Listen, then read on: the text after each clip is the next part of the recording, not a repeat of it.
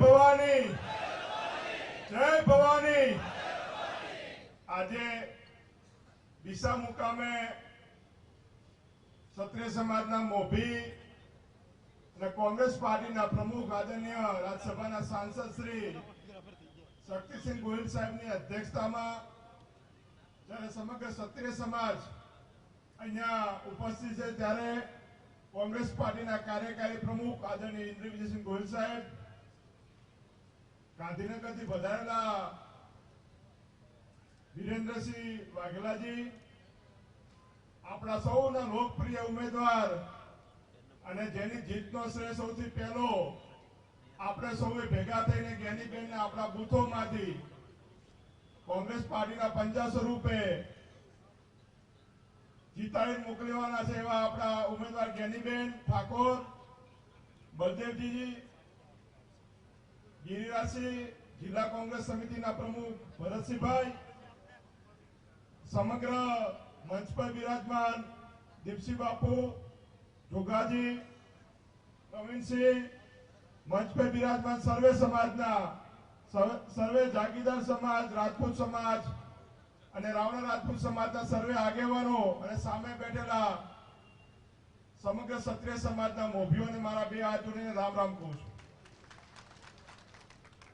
ક્ષત્રિય અસ્મિતા માટે કરીને જ્યારે આપણે સૌ મોટી સંખ્યામાં ઉપસ્થિત થયા હોય ત્યારે આજે નિર્ણય કરીને જવાનો છે કે જ્ઞાનીબેનની લોકસભાની ચૂંટણીમાં આપણે આપણા સૌના ગામની અંદર, આજુબાજુના ગામડાઓની અંદર જ્ઞાનીબેનને જંગી બહુમતીથી જીતાડવા માટે તન, મન ને ધનથી પોતાના વિસ્તાર સાચવવા માટેનો સંકલ્પ કરવાનો।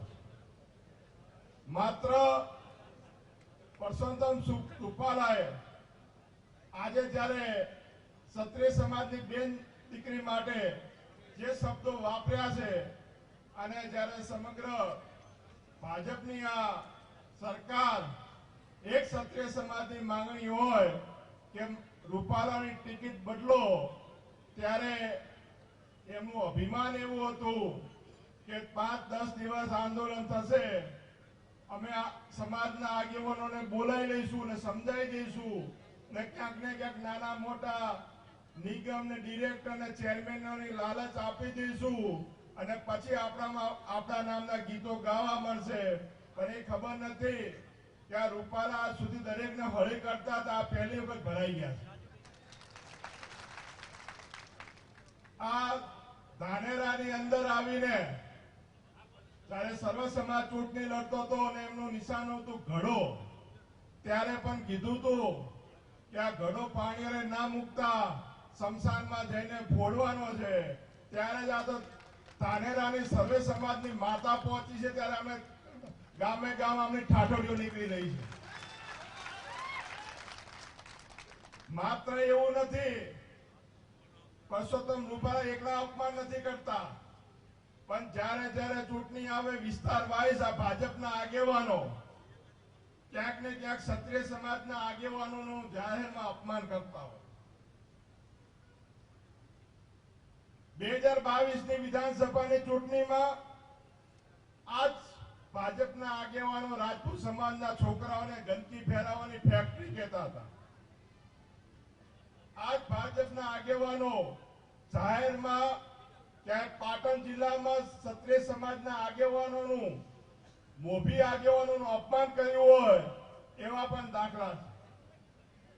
2022ની ચૂંટણીમાં થરાદની અંદર, થરાદ દરબારગઢની અંદર ક્ષત્રિય સમાજના આગેવાનો ભેગા થઈને માથે ક્ષત્રિય સમાજની પાઘડી ભાજપના આગેવાનને પહેરાવી।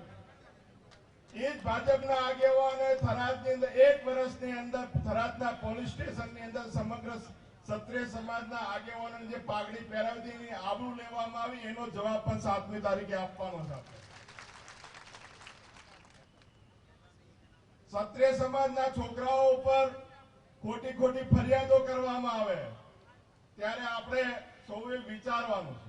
હમણાં છેલ્લા 2-4 દિવસથી જ્યારથી ધર્મરથ ફરી રહ્યો છે ત્યારથી સંમેલનો થઈ રહ્યા છે, ત્યારથી ભાજપના આગેવાનો અને પોલીસના જે ભાજપના ખાલી ખેસ પહેરવાના બાકી જેવા અધિકારીઓ સમાજના આગેવાનોને બોલે બોલાવીને ના પાડે કે સંમેલન ના કરશો, મીટિંગો ના કરશો, વિરોધ ના કરશો, એનો પણ જવાબ આપણે 7મી તારીખે કોંગ્રેસના પંજા પર વોટ આપીને આપવાનો. આ આઝાદીની લડાઈ છે, બનાસકાંઠાને આઝાદ કરવાનો છે. આ આઝાદીની લડાઈ બનાસની અંદર બનાસ મેડિકલ કોલેજો, બનાસ ડેરીઓ કે બનાસ બેંકમાં નાના મોટા સમાજોને જે અન્યાય થઈ રહ્યો છે એમાંથી પણ આઝાદી અપાવવા માટેની આ લડાઈ છે. ત્યારે આપ સૌને વિનંતી કરું, ક્યાંક ચૂંટણી આવી છે, ક્યાંક આપણા સમાજના આગેવાનોને કહે છે તમારા દીકરાને ડેરીમાં નોકરી લેવાનો છે, તમારા દીકરાને બેંકમાં નોકરી લેવાનો છે, સમાજના મોભીઓ આવશે અમે તમારા જામીન છે, પણ ચૂંટણી પત્યા પછી એ જામીનદારે નહીં મળે, જેના માટે જામીન લેવા આવ્યા છે ને એ પણ દેખાવાના નથી. ત્યારે આપણે વિનંતી કરું છું, જ્ઞાનીબેન નું આજે મામેરું ક્ષત્રિય સમાજે અહીંયા ચૂંદડી ઉડાડીને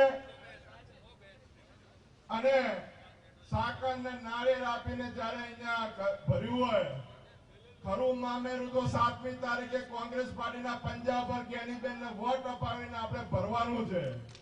અને 4મી તારીખે જયારે પરિણામ આવે અને જ્ઞાનીબેનનો જો વિજયનો વરઘોડો જગાનાથી જે ભીમા સુધી નીકળે અને પછી જ્ઞાનીબેન મોમેરાની માતા લઈને આવે તો સૌથી વધુ રાજી આ ક્ષત્રિય સમાજ થવો જોઈએ એ વિનંતી કરવા માટે હું આવ્યો છું. હવે બીજા બધા વક્તા કહે છે સમગ્ર આજે માત્ર આ રૂપાલાના મુદ્દે નહીં પણ કોઈ પણ મુદ્દો હોય, ચાહે કોઈ પણ ક્ષત્રિય સમાજનો કોઈ પણ ભાગ હોય, ગમે ત્યારે એકબીજાને જરૂર પડે ને ત્યારે બધા એક જાજમ પર આવજો એ વિનંતી પણ આપ સૌને કરું છું.